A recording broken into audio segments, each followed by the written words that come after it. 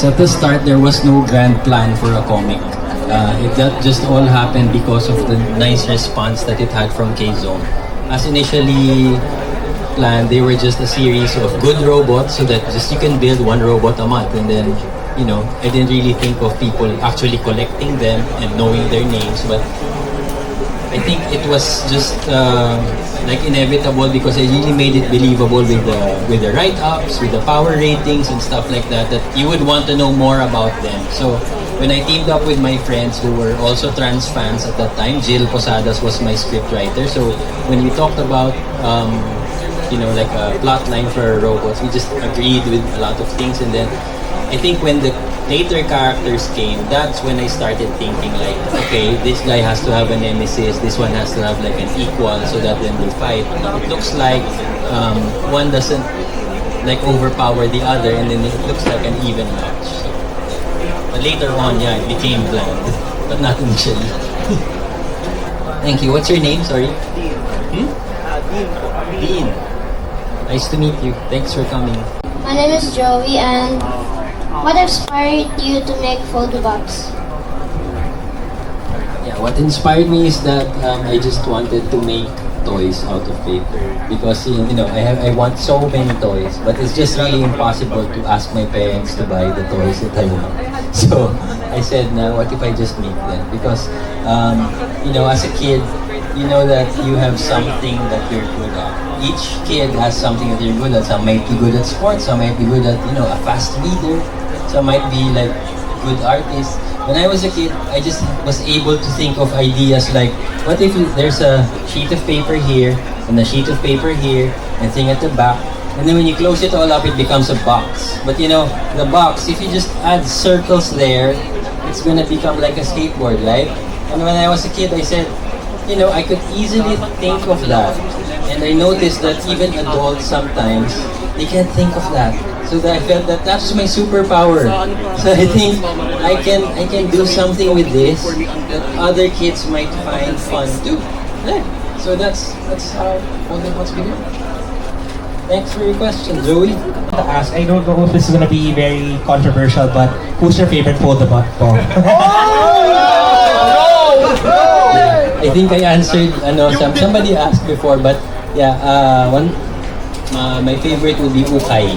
Yeah, I think because of the digger arm, which makes the paper toy kinetic by itself. Yeah, because if you rank everybody, maybe the common factor with everyone is that robot turns into something else. So I would cancel that as a likable factor. But Ukay has that digger arm, and I think he was the first one from the Foldabot group that had like that type of moving mechanism. Hello, Sir Jomike. So I'm Sherbert from the Foldabots group. So one of the things that I'm thrilled about Foldabots is the character designs. So I just want to ask, like say for example, Buhawi, Nusho, and even Kislap and Asti. Did some of them come from inspirations from, since we are also trying to do the same things at designing characters and such, so were there some inspirations from existing characters, or what are the inspirations of their designs and their entire concept? Hi Sherbert, nice to meet you finally. So, I know he's one of the active members from the group. Yeah, so the characters are based from different things. Like one, human body anatomy. I just exaggerate. For example, for Buhawi's chest, some big chest, abs, robot abs. So of course, like 8 packs and stuff like that.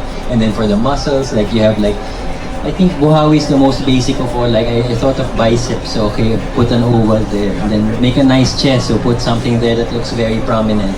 And of course, the abdominal muscles, the leg muscles, they're all there.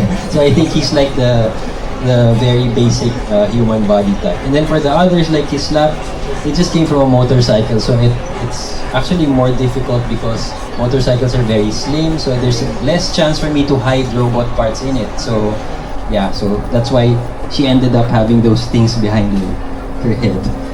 And Astig is it's just inevitable to have that skateboard thing at the back, like a hood.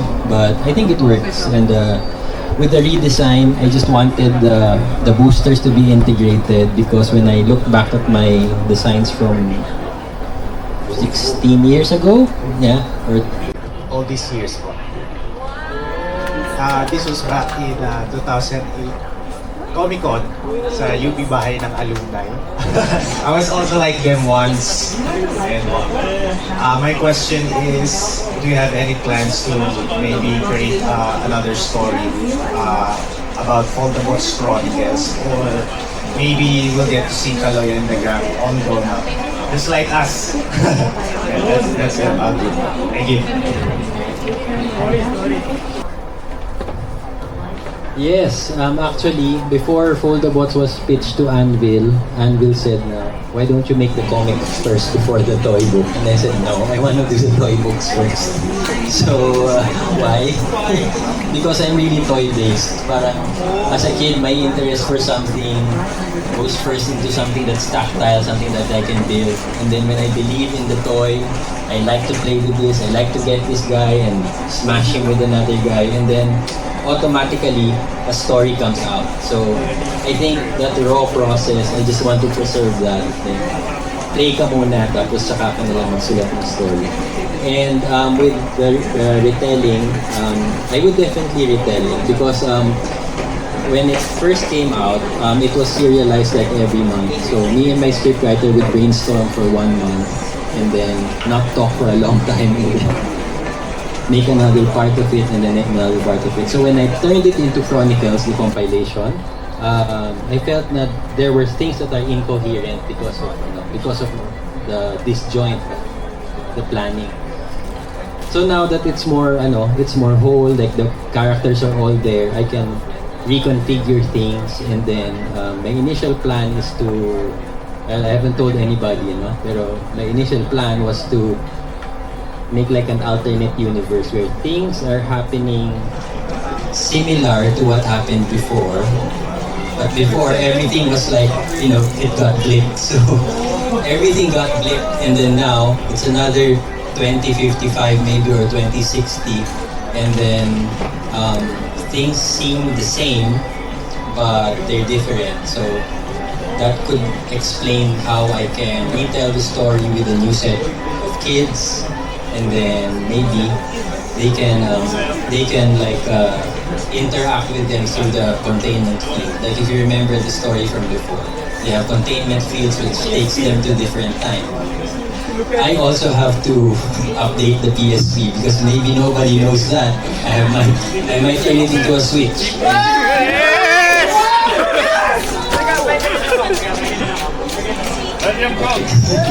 Yeah, like that. So it will be more relatable because what's important is that it just conforms to today's time. And if I just put a Switch, what do you call that, a PSP back into the game, it might. And it's fun because the controllers get off. So it's a fun thing to experiment. So you said that you might have a new comic coming out, right? So my question is, would you consult ChatGPT for the storyline? Because diba, sometimes we make ChatGPT our friend. So would you consult ChatGPT for your storyline? No, I won't. I think I like chatting. I'd rather chat with myself or with the group. So I think there's a wealth of information with the Foldabots group, and maybe ideas might come out from discussing through them. Hello po, it's been ages, without revealing my age. It's the first time I've met you was actually the third book launch, so yeah, it's been ages. I even have my kzone with my design, that one. Yeah. So this one, yeah. Yeah. Sorry, my name is Evan, by the way. Hi. So what made you decide that their names would be in Tagalog?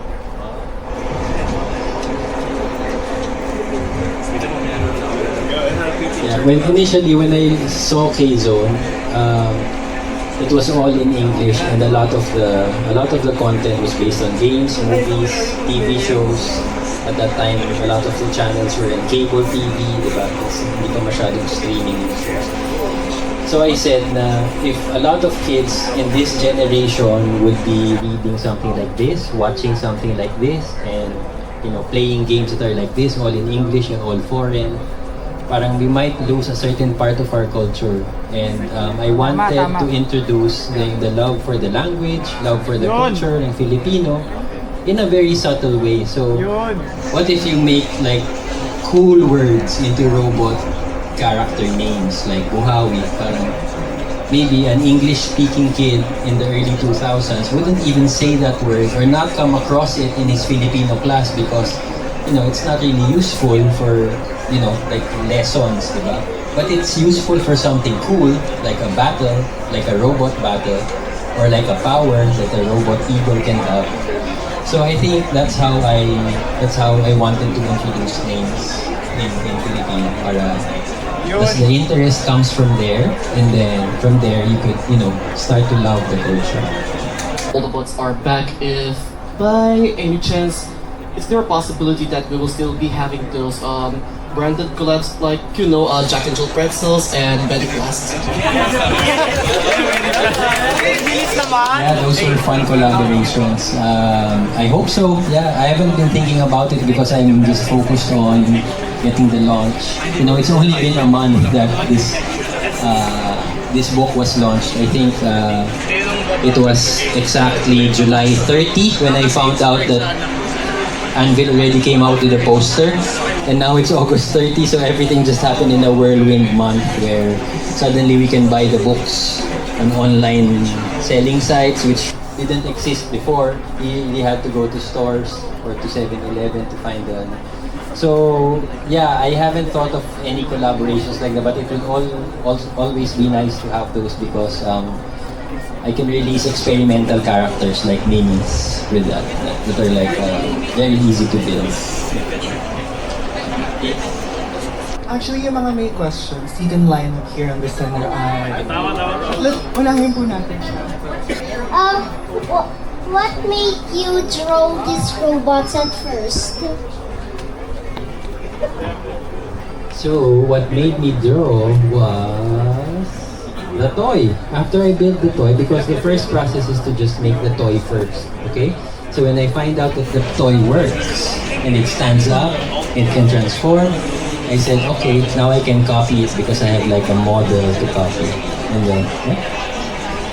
You know that you draw it first. What made you draw the characters?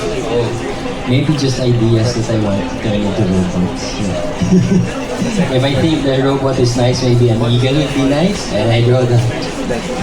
So if you find something that's nice and interesting, just draw it. It might just turn out into something better than just a flat drawing. My name is Gabriel Mata. I'm one of the mod of the Foldabots Toy Group, and this is my second time. My first time is from Toy Book 6. Of course, the one with the Stormy Goose, and it was my first ever and the last. Pero nung simula nung bumalik yung Toy Book, and this is my second time. And I just wanna ask then, since out of all Foldabots, since you gonna remake everything from Malvin's, Orence's, Stormicons, Magmabots, Trosonator, and from Lester's yung the Licas bots.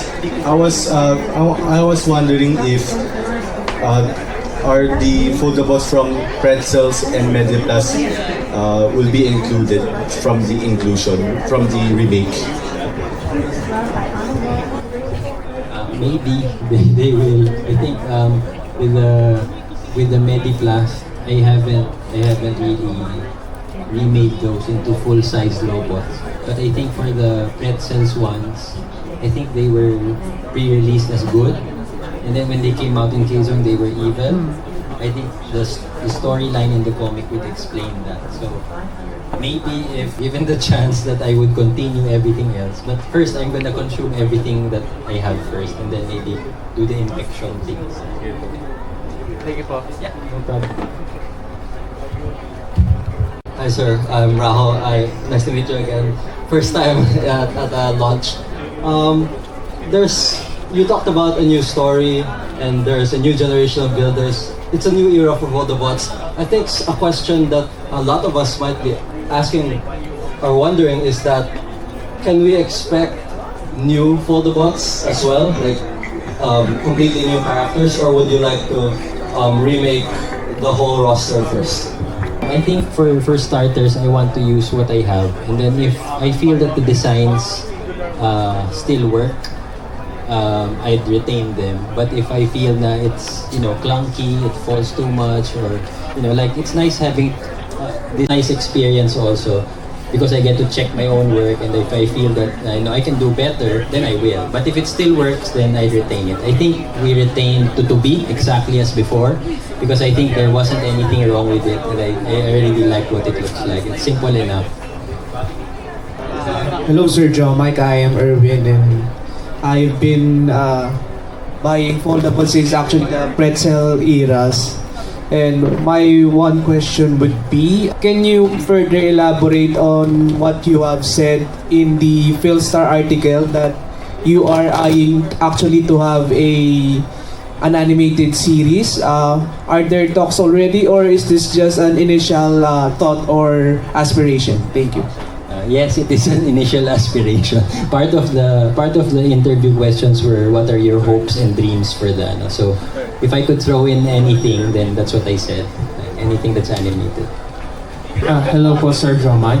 I would like to ask po, as someone who barely got to collect kzones, will there be a re-release compilation of the original comic universe for those who hasn't collected them all and who wants to get into the original story? I don't think there will be one. So yeah, I feel that when I look at my own comic kasi from before, I felt that I don't want to show that to people anymore right now as a 40-year-old.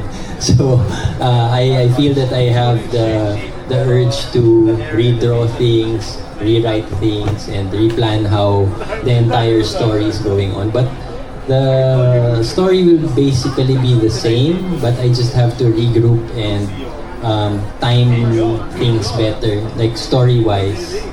Considering that the first release of this one will be already a compiled comic, aside from before wherein you see 2 pages every month.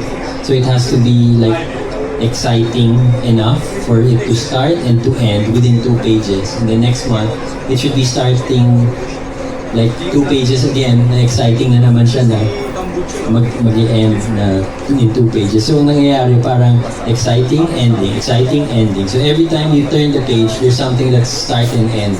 So now that it's more planned, it's nice to have something that starts and then ends in the last page of a comic. Mr. Jomike, I'm Joseph po. Kung sa Foldabots po, si Uka yung favorite character niya, sa lutabots niyo. Si Tamba, kasi ganun din, kasi may moving character. Ayun, dahil ako siya dito. So yung dump box niya dito, yung moving factor niya, isa sa mga things na una kong kinonsider. Kaya parang unang lutabot ko ata itong naisip. Kasi trash-oriented siya. So yung moving mechanism niya, na kasama nung may pattern pa siya sa likod, ayun, medyo natagalan ako sa pag-figure out. Kasi when I design the toys, I don't aim to make something that's very complicated na parang people will be astounded by how it was engineered. As you notice, there are like holes on the side, ganyan. The wheels are very flat. Kasi my aim is to make something that's simple enough for a kid to actually build. Yeah. So, yeah, kaya siya mukhang ganito. Hello, Pastor Jomike. Hi. My name is Ewan. I hope you remember me. Last time we met, I was part of the Wow. Store workshop. Salamat. Thanks for coming.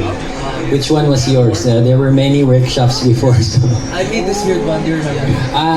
Okay. Yeah. Thanks for coming today. Buti na lang you're still in touch. Oh wait, did you make a video of that? Is it on YouTube? No, because I actually lost the disc. Okay. I think it's uploaded in one of my old. I'll find it. Maybe I'll share it to the group. Okay, thank you for reading. So she asked me to reduce me why she's Filipino. I choose like Filipino words. And my question is, how do you choose the words specifically? So there are a lot of good words out there. Oh yeah, I just feel anything that's associated to the vehicle mode, or if it's a generic beast character, something relating to being fierce. Yeah, hence bangis, hence kagat for the crocodile. You know, when you think of crocodile, it could be kaliskis, it could be kagat. But what is like the main factor that makes you think of a crocodile? It's bite, right? So I chose kagat for that. So. Hello, Sir Jomike. My name is Kurt. I'm also one of the Facebook mods. Pero I use the name Kaloy Ramos in my... Yeah, I remember that name. Pero I'd just like to ask Sir Jomike, what's your favorite story arc in the comics? Wow. Hindi isipin yun when they went back in time for the Saurobots and the yellow bots. Yeah, that issue. Yeah. I think why it was memorable was that I usually talk to kids when I have events like my book launching and stuff like that. So one time I was talking to a kid and then he said I told the kid that I have a problem. I made dinosaur robots and I made Ice Age robots. How do I put them in the year 2055 if they're ancient creatures and they're all supposed to be already dead? And of course I know how Transformers did it. It's a long story, but you might also know how they did it, and I don't want to do that. So when I was talking to the kid, he said, "Oh yeah, you have like those watches, right? The Orasans, like look like this." So they said, "What if the three Orasans, because they control time, they could make a portal?" And then, "You're right." So he kind of solved the problem for me. So I think that was very memorable. Because it was really baffling and I didn't want to put like dinosaurs in the city. So yeah. Hello, Sir Jomike. It's me again, one of the admins, and I have one question here ever since those previous guys asked about the comics. You did mention you were planning to remake them, and how will this affect a specific roster of lutabots and foldabots in the story? Because some of them have been quite more relevant on the story, and the example of this is Nusho and Ultimate Akira Kuhawi. Oh yeah, that's a problem I have to face sometime when I get there. But I think the very first way that I can solve my story problems is to start small. Like when the new set of kids start to have their robots, it should be really some characters that are there, like street cars, like maybe a garbage truck that picks up their garbage, a skateboard, like how we did before, but more of those characters that are very seen on a daily basis. I think I will have a problem with Carrera because he's a Formula 1, so I am still thinking, I'm putting that aside for a while. Sir Jomike, yes, majority of the people here are already in the older age bracket, adults na. Do you have plans to bring back the Masterpiece Edition since those are more fitting for older audiences, mas experienced? Yeah, maybe. I'm hoping to do that later on maybe because I'm really concentrating on doing the standard line so that the kids won't feel too intimidated with the new age of collectors and builders. They might feel now, oh, this is too hard for me. It's not something that I would want to collect. So maybe later on, maybe in a special book project. We also know that the toy books now have less pages, so I think that's also a factor na I have to consider. Hello, Sir Jomike. My name is Zale. I've been to some of your two of your launches in the past, and it's good to be back. And I know that lots of the bots inspired like lots of us to even create our own. So I know that the Foldabots come back. It's very fresh, and you have a lot in your backlog, and you have to focus on the originals. But do you think we'll be able to maybe submit our own ideas akin to the Foldabots contest designs in the past? Yes, that could be done somewhere later on when there are certain characters that I have to remake. But for the current ones, the basic characters that where I would want to introduce them, hindi pa muna. Siguro later on when, I have to, like maybe the Lupet character, that has to be remade because of it will be a totally different console. So yeah, maybe for those.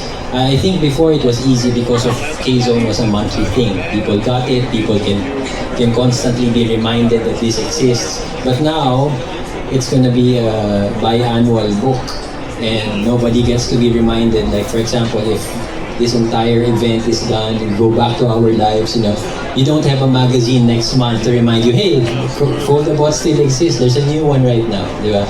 So, ayun. So maybe that will be something for later on when it gets more established with the newer age of readers. Alright, sige. Thank you, Sir Jomike. Hello po, Sir Jomike. Sorry, I have another question. Yeah, sure. Since someone brought up the comics po a while ago, I was wondering po, since you said that you introduced Filipino names to the characters para to like to keep the culture alive and to also teach English-speaking kids more about Tagalog and Filipino words. Noong una ko po sa binasa yung mga chronicles, one of my first thoughts was, would there ever be a chance na you not introduce a character or perhaps rewrite the story in a sense na yung dialogue po gawin niyo pong Taglish mo or have Tagalog-speaking characters in the story to go alongside the English-speaking characters? For that, I don't think not maybe Taglish, but maybe something that is like purely Filipino. Yeah, maybe that would be a more feasible thing kasi it can also be used to get to know the language instead of mixing it with English na ganun. And I think one of the things that I wasn't able to expand on before was the Dark Ages. So when the Dark Ages come out, maybe that would be a more it would be a natural division from the comics with robots, and then there's gonna be like Dark Ages for like teen level reading, and then that could be in Filipino. And it also makes sense because it happens in the time of the conquistador era where you have these people like Danak Taupan and being and then maybe that would be nice to have it in Filipino so that it would really feel that there are people invading, but we're all okay here. What are you doing? Thank you po, Sir Jomike. Thank you. Salamat. Sir Jomike, it's me again. Yeah. Before I move on to my second question, my best friend who introduced me to Foldabots in elementary, I just oriented him that Foldabots is back and he's surprised. Okay, So yeah, salamat. and apart from that, when Nusho was released in the comics, we're all very, very surprised. His design was new. It was a fresh take. So I was more curious how you came up with the design for Nusho and why Nuno in particular was the character that. Yeah. Okay. So at this dala ko ngayon actually last minute bago ko umalis kanina, dinala ko yung Lucio. Preview na to for Toy Book 2. Dun sa mga may original, alam nyo mas malaki siya before ng konti, pero kailangan nating liitan for the page constraints. So, itong mask na to, it's really based on a northern... Ifugao mask? Yes, a northern Ifugao mask. When I was a kid, we always traveled to Baguio every summer. So when I was there, I always looked in those gift shops where they have carvings. So a lot of those carvings, there's like that very famous barrel man, diba? So that's silly, diba? But so I wanted to look at those things that were more like ethnic. And then the ethnic stuff were kind of, not cool. But when I saw this kind of demonic mask on a wall, sabi ko, what's that? It has 6 eyes, it has 3 noses, and it has fangs and horns. It felt like something from something cool that I want to have. So I just bought it, and then while my parents were there eating or doing something else, I asked the person what it's all about. They said that it was like a mask that would ward off evil spirits. So I just bought that, and then throughout high school and college, it was just hanging in my room. So when 2005 came and I had to think of a bad guy, I just looked around my room and that evil mask. Okay, so I put a mask, and then the problem was that it doesn't have a body. So the body would be just like, a piece of trash. And I am further developing the piece of trash for the Toy Book 2. would come out with its own slime body. So you can really reattach it with certain pegs on the back, like that, and then you can just, stand it up. So it's the first time he's having a body. Yeah, you'll get that before the year ends. Yeah. Since you asked also why I brought the two of them, because he can go into a piggyback right here.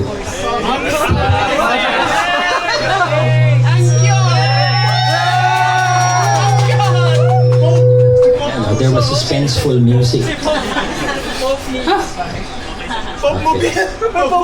Yeah, kind of like that.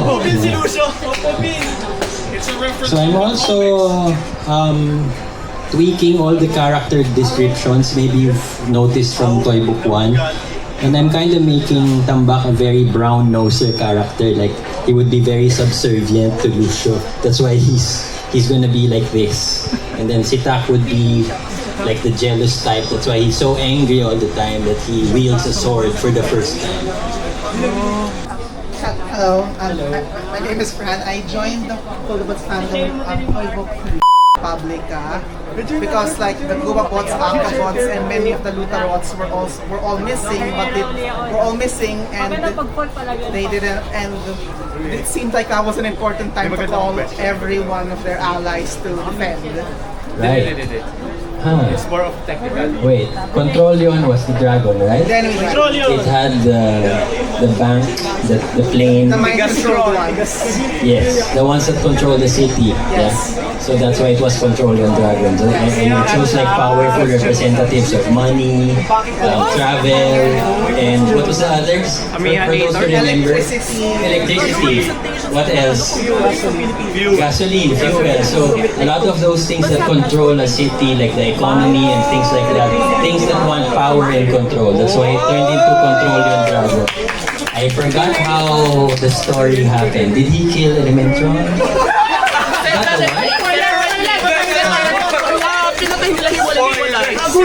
Those Amiga smoking Elementron and then the Gastron. My man Corrienticon.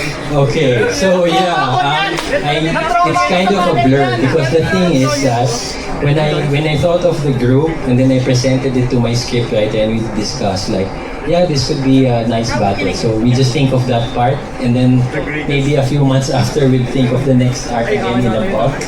So it's kind of really a blur to me right now how to answer that. But I remember that group. That was an interesting. I was asking because I had kind of that Sigo and Delubio died off screen fighting the Goobabots, which is why they don't show up again after when Lucio is regrouping with the Lutabots. Okay, that's a good insight, but thank you. I also have problems with those two jets because as a first-time creator before in early 2000s, the jets are very Starscream, Skywarp thing, and I don't think I want to do that right now. So I might push them back to a later part when there's something about war or something because it makes sense that they are retired World War planes. My name is Gabulit and just a question lang before the end of the Foldabots from 2008. Kailan ba nagsimula ng Foldabots? 2006, no?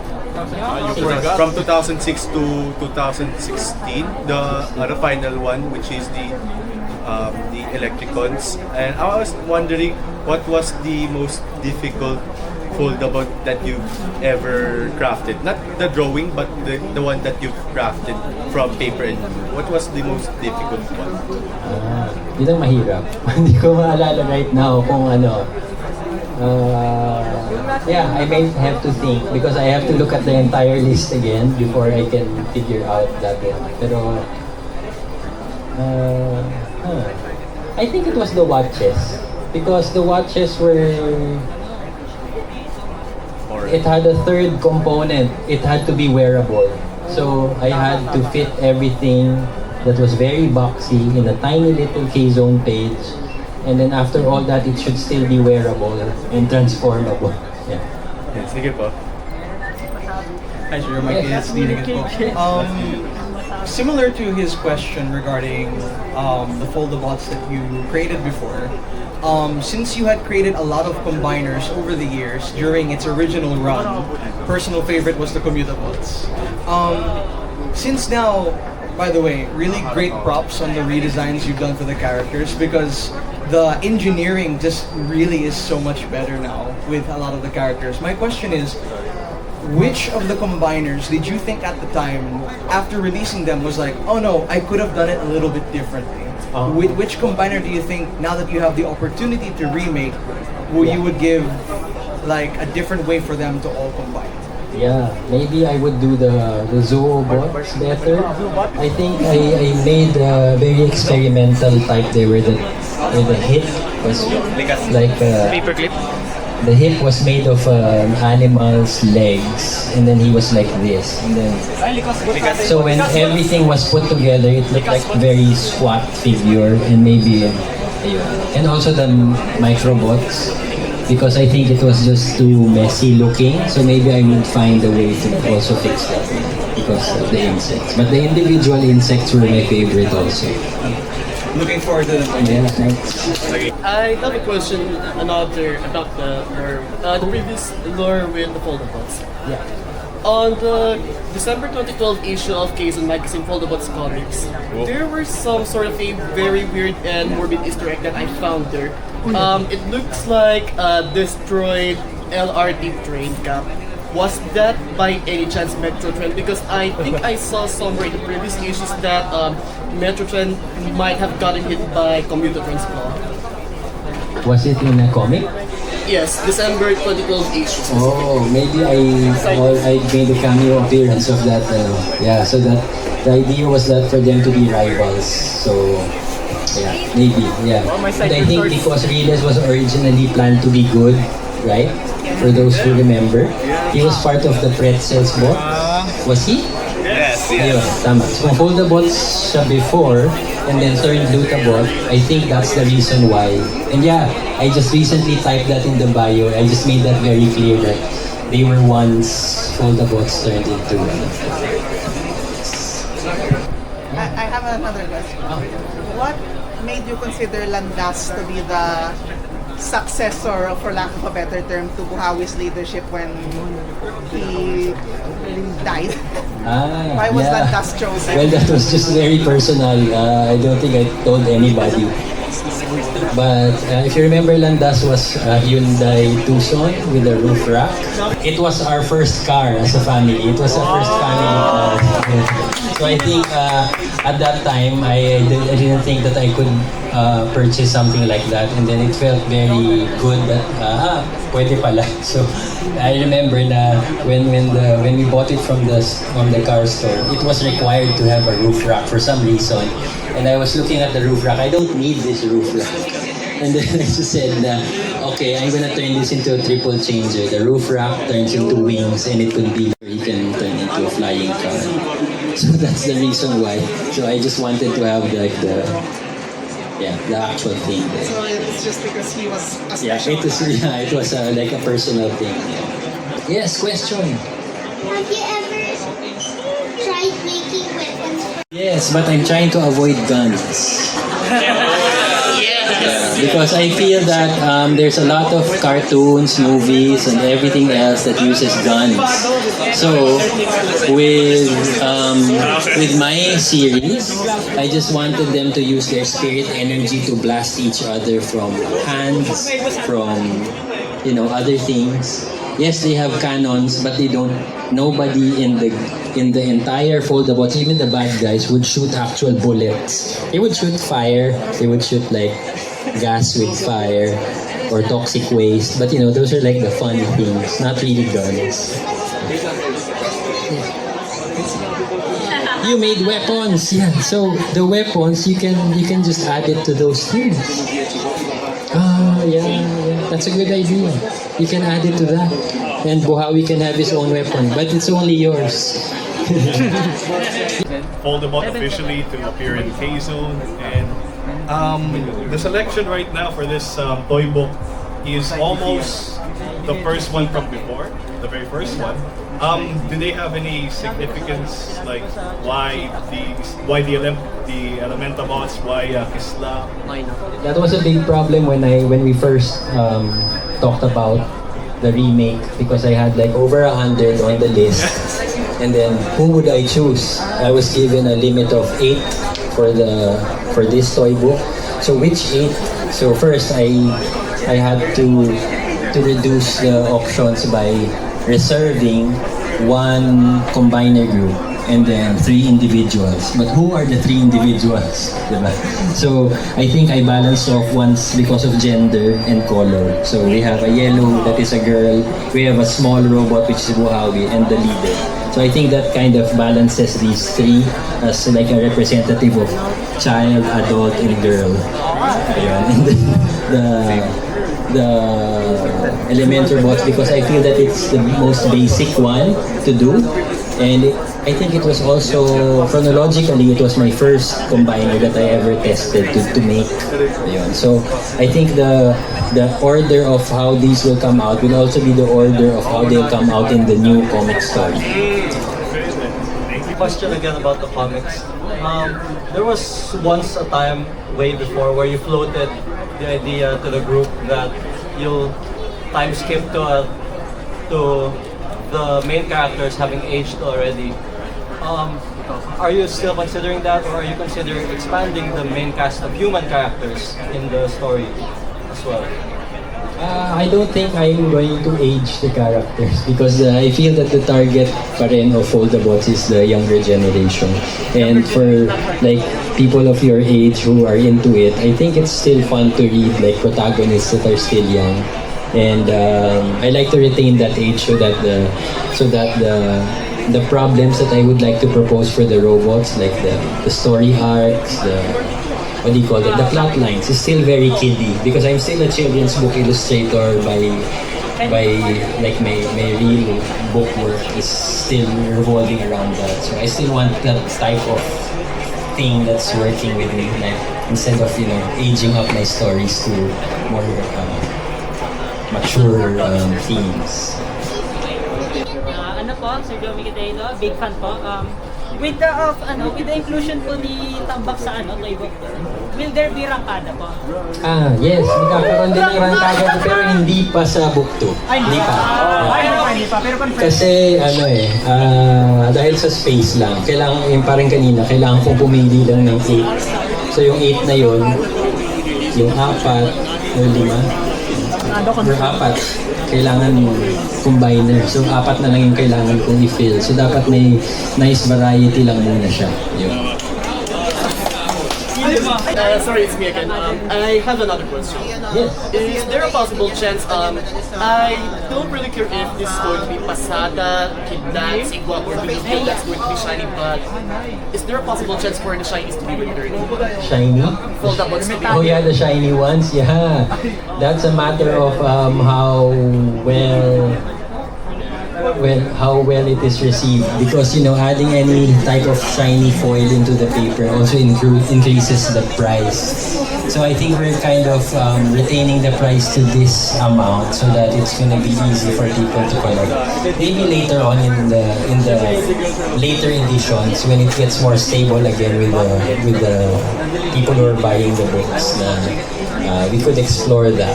But for now, we're just doing the basic things. And I think we also had problems with the shiny ones with the glue, because you can't glue it. So you have to have the paper tape for it. Hello again. So another question. Yes. And so in the community, especially in the Foldabots Reawaken group, that one group, we love to make our own patterns. Like say for example, this is my own character, which is Pasabit, another jeepney. So I just want to ask, like, since even though it's fiction, fan fiction, fan made, it's still under the Foldabots brand. When we are making our own patterns, our own characters, what are the things that we need to keep in mind, and probably some tips that we should. I think as long as you're interested in it, you should make a character or a vehicle mode that you're interested in. Especially if you see something every day, like there's this kind of vehicle in your home or in your community. It's better because once you get a good grasp of what it is in 3D, it's easy for you to translate that into your work as an artwork. Tapos I think with the basic paper construction, I just maybe just work with simple boxes at first, and then just keep on adding more, and then that's how you do the trial and error. Like make a simple cube, add wheels, add arms, add a head, and then later on, when you scan those patterns again or repeat it, then that's when you gradually make it more complicated. I would just like to ask Sir Jomike, which Foldabot are you excited to redesign? Excited to redesign. Siguro yun yung si Lupe. Dahil ano siya meron siyang pets eh. Actually, nung bata ako, yun yung pinakagusto kong toys eh. Yung mga may kasamang maliliit na bagay na kasama din sa pack. Like, pag bumili ako ng, wala akong sound wave dati. Pero kung may sound wave ako, yun yung favorite ko siguro kasi may cassettes siya. Pero meron akong G.I. Joe dati, at yung G.I. Joe ko na may kasamang dog, yun yung gusto ko kasi may parang may extra character siya. You know. Yes. This is the first time po ako na nandito sa convention na to. Ay, salamat sa pagpunta. And ako po yun si Ian Timanalis po, and magsasabi po ako ng question po. Yes, sige. So, karanay tatanit. Come. So, ayun nga po. Speaking po sa lupit po, ano po yung pinaka mas known po sa alternate modes, including po sa previous na pong alternate modes niya po. Let's see, I mean, don't forget the sipit and sikuano. Sipit and uwak, diba? Tama ba? Yeah, yun. So, ano yung question about lupet ulit? Sorry?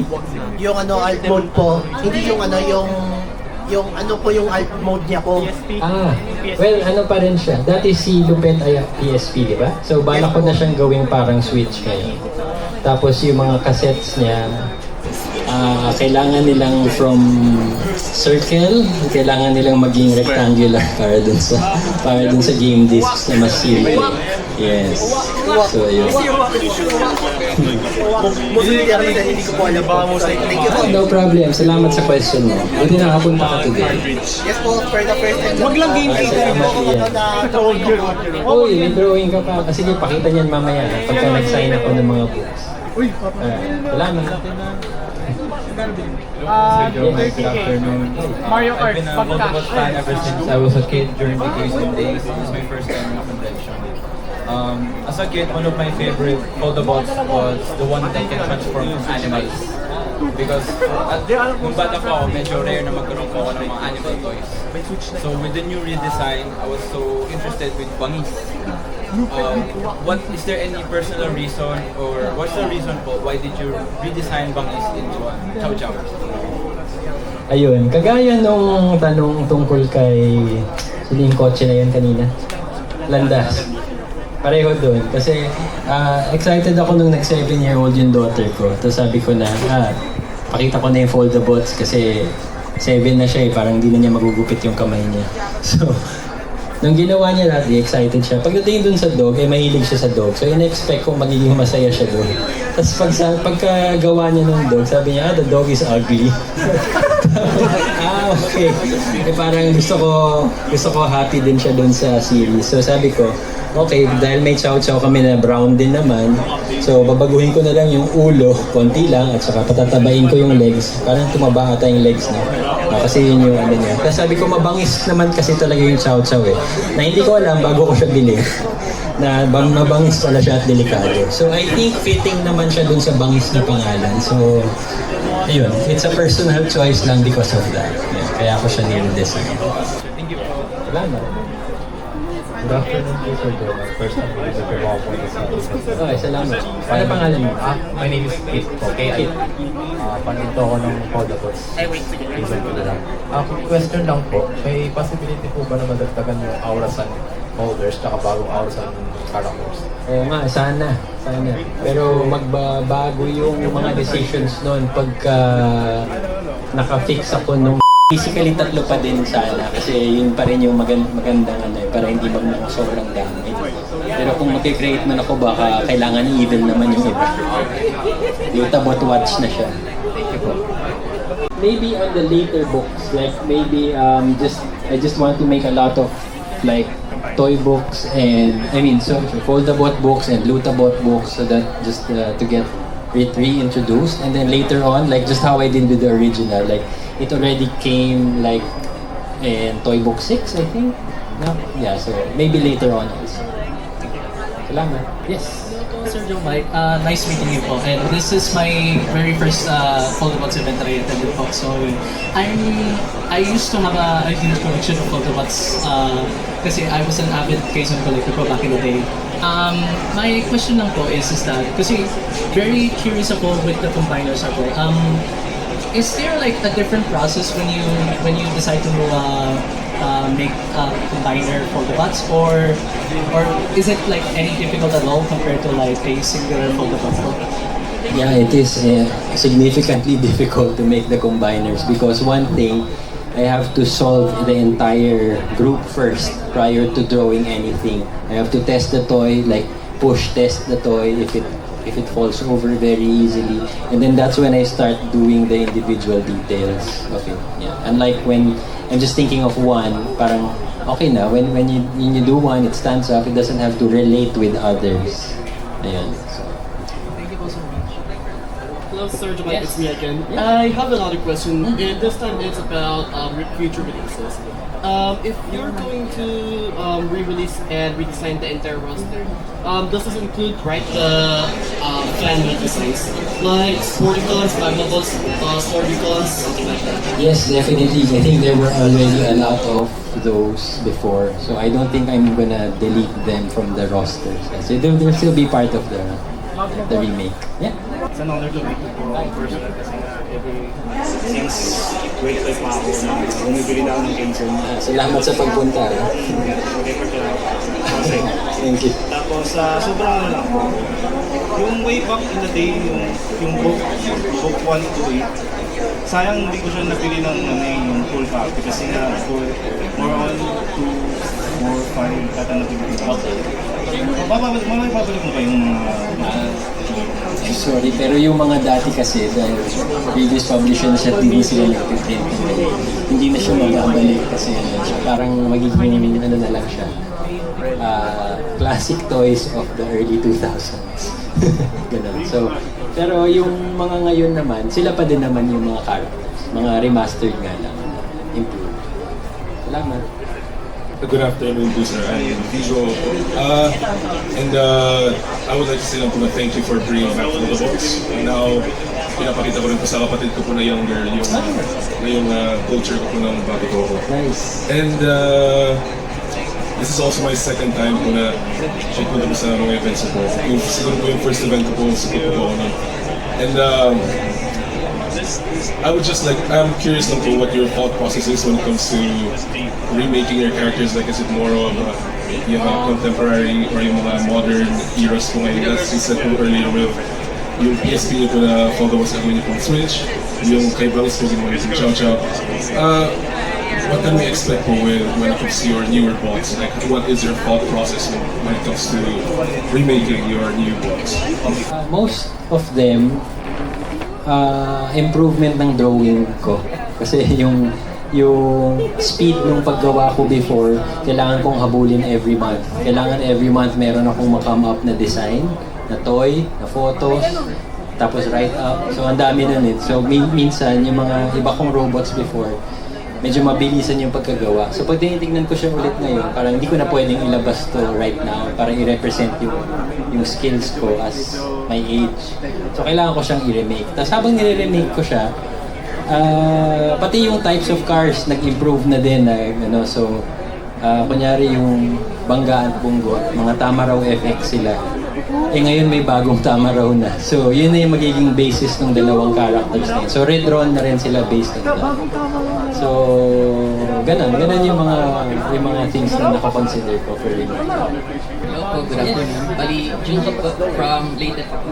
And I just want to say na you're one of our childhood heroes, and thank you po for keeping us warm during our childhood. And I just want to ask in general, how does it feel like revisiting this part of your life, and ano po yung words of wisdom niyo for people out there who are navigating through adulthood but at the same time still kids at heart? Wow. Okay. So, una sa lahat, do what you love, pero siyempre yung what you love ay dapat something na sustainable din. Ngayon, yung paggawa ng robots, like ito, personal project ko siya ng bata ako, pero kung ginawa ko lang ito sa bahay, tapos maglaro lang ako, what I love pa din yun, di ba? Pero parang hindi siya masusustain. Eventually, may eat up yung mga responsibilities ko as an adult.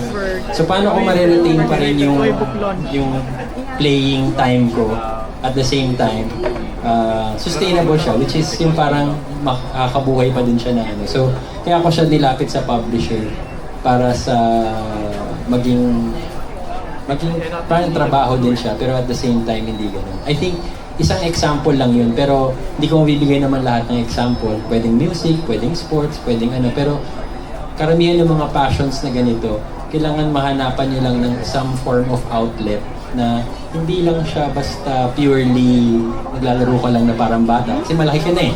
So, at a certain point, may mga magsasabi na sa'yo na parang hindi na responsible yung ginagawa. So, dapat may opportunities kang makita depending on your specific needs na magiging ano siya. I think the best word is sustainable. Pero yung pinaka-blunt word yung parang may mapagkakakitaan ka pa rin sa kanya, pero at the same time, hindi siya yung parang purely business na parang nagbebenta ako ng upuan. Kasi business yan, nagbebenta ng upuan. Pero hindi naman ako mahilig sa upuan. So, parang gano'n. So, dapat yung masaya ka pa din. For Buhawi, I'm Atom po, and for Buhawi, is it based on the Ateneo Blue Eagle po? Yes. I studied in the same school as you did, and whenever the morning bell comes, diba, they sing the song, and then I think that also helped. But when I was thinking of the main character, I just thought of, because it's like promoting Philippine culture, sabi ko, kailangan Philippine Eagle kasi national animal. Tapos nung dinodrawing ko na yung eagle, parang natural na lang, naging blue na lang siya. So, ganun yung nangyari. Yun yung totoong nangyari sa kanya. Una sa lahat, Philippine Eagle. Tapos, okay, so kailangan blue na lang siya para hindi naman siya parang brown na baka hindi ganun ka-exciting for toy purpose. Sige po. Yeah. Yes.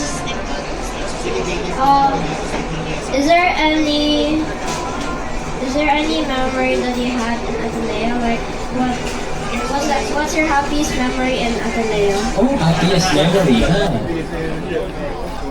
In grade school, we would play patintero, agawan base, those games like that doesn't involve, real organized sports like in PE.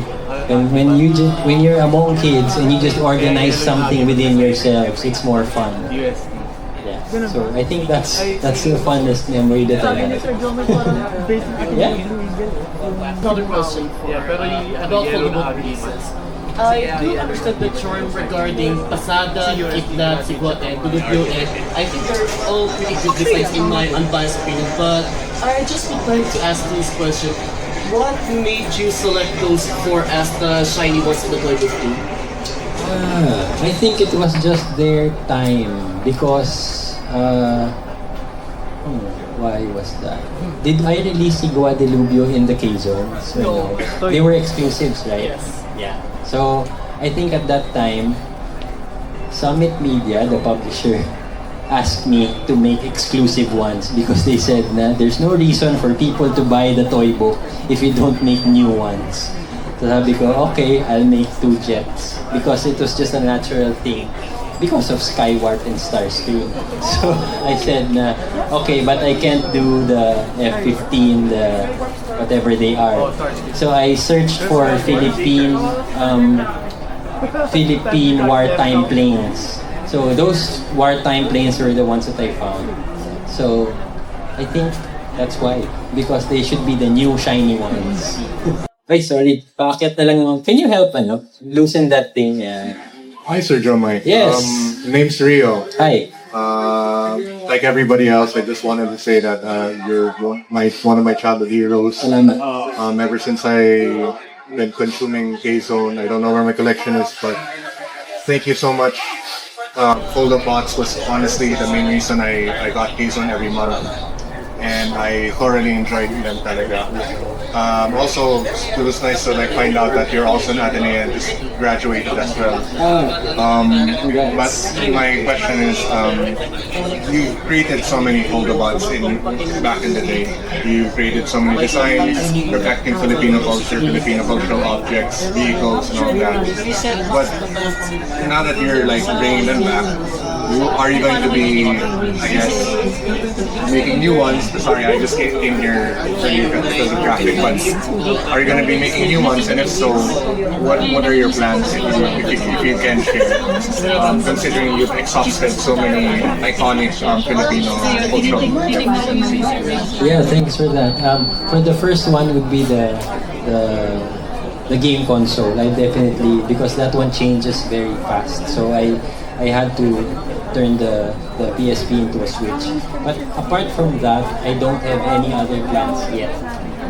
The Horizon watches, because the watches were at a certain design before, I think I have to update that based on another real watch that I can find within this time, so that they're still real things that people can believe in, to be like a spirit guardian on your wrist. So I think apart from those two, I don't have any new vehicles or animals yet in mind, because there's still so many. So I'm still happy with what I have. Sir Joe, I've already asked this kay Kuya John Day, the Hooded Pro. Pero sir, knowing Buhawi's origin, does that mean that the Lutabots are based on the rival school? Kapit-bahay ko yan, ha? Kapit-bahay ko yan, ha? Kapit-bahay ko yan, boy! When we thought about the theme of the comic, which is environmental, I had to think of something that is opposite of the environmental thing. So I immediately thought of toxic waste. And traditionally, toxic waste just happens to be green. So I grew up with the Ninja Turtles era when it first came out. So if you remember movies like The Secret of the Ooze, so I think that's the main influence of how the Lutant Slime came about. So so that's how things went. May I say an observation, Yeah. personal theory on Lucian's design? Since he was Dominador Cabo, Yes. and you mentioned specifically that it's based on an Ifugao mask, I've always ran with the idea that when Dominador Cabo was still alive, he specifically stole the mask as a trophy against the Lunan clan. Yes. Did I write that somewhere? Or did you just think of This was my that? personal fan theory for Yeah, you years. just kind of got it from my brain. But yeah, that's how it's supposed to be, because he's very like dominador, right? Referring to being dominating. And how the Spaniards did that at that time was grab our lands, grab our houses. So maybe I thought that if he happened to enter a shaman's house that collected bad spirits, he found it and he said, this is something that's nice to wear. And then maybe he couldn't just remove it from his face anymore. Thank you for confirming the fan theory. Yeah. I can say I'm a moving stage with the fandom, pero I appreciate you, sir, for being a creative inspiration. So nadala ko na parang nahalungkat ko yung some of my old, very few cases. So my question is, what can you say, sir, our biggest advice for developing an IP or like this kind of product as Foldabots? One is your personal connection to the IP. Now, it could be anything from something that is craft-oriented, or maybe just the theme of it. If you're really, really passionate about something, I think that's what you should pour your ideas into, because it would be very easy to develop something. Like, for example, you like very much samurai culture. You can make a samurai out of a bottle, right? You can turn this bottle into a samurai character and make everybody believe that it is cool. And when he slashes other bottles, a lot of water is gonna spill out, just like all the samurai movies that you watched, right? But you're still not making people killing each other, you're just slashing bottles. And it's like a way of pouring out all this information that you get from media and turning it into something that is your own. Yeah, and then I think the next part of that is to find an avenue to put it out. Either you're putting it out as a comic, a graphic novel, a story, you know. Can I ask one question? Yeah. So here my last question is, if you were to go back in time, what is something? Would you have changed something as you were developing Foldabots kahit one thing? Or no? Oh, ano kaya? I don't have any regrets. Yeah, I think it's just when I look at the art style now, it's just naturally I've developed more. So I don't think it's a regret because at that time I felt that I was giving my best. So it was really my capacity as a 20-plus-year-old to draw that way. And now that I'm looking at it, I don't like it anymore. But I don't think that's considered a regret because yeah, I was happy with the way it was before. Thank you, sir. Yeah. My name is Gabulit, and just some couple of questions, two questions down. Yeah. The first question was, what made you the idea of when it comes back then from comics making during the kzone time? What made the idea of killing Elemental in the first place? Spoiler. I think it was just to test how people would react. And I think Foldabots kind of became a lot of combiners already. I just felt that it was too crowded. I had to delete the oldest one. It's just the basic, and not anything that I don't like him or anything like that. It just feels that there's too much, and let's try killing one. Second question, since you've mentioned about Landas being your personal car, would there be a chance na Landas alternate mode would be different since if you're medyo personal to, pero if your personal car is somewhat brand new na ba or something like parang if kung si Landas ay based on your first ever car, would your recent car pa would be based na rin sa being remake ni Landas? This time, no. I don't think I'm gonna do that. Na. Landas has been sold already for a long time ago. Pero tawag doon, for now, I'm happy with how the comic went on, and I think I'll just continue how those characters were assigned to before. Maybe make a little tweaks kung kailangan if I review them. Okay, well, thank you, boss. Yeah.